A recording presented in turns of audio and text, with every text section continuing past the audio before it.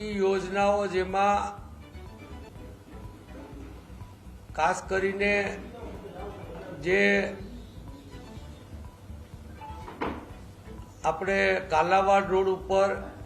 JP કન્સ્ટ્રક્શનની જેમાં કહેવાય છે કે વિજયભાઈ ને આની કંપની આખી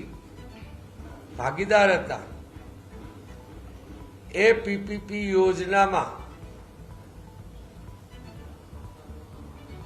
1 મહિના દરમિયાન સરકારી જમીન કોર્પોરેશનને સોંપવામાં આવે છે અને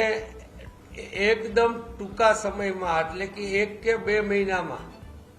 એ જમીન પીપીપી યોજના નીચે જેપી કન્સ્ટ્રક્શનને દઈ દેવામાં આવે છે અને ત્યાં ખાલી કરાવવા માટે પોલીસ અને કોર્પોરેશન ઉપસ્થિત રહી અને તત્કાલીન મુખ્યમંત્રી વિજયભાઈના ઈશારે એ ભ્રષ્ટાચારનું કાવતરું થયું હતું।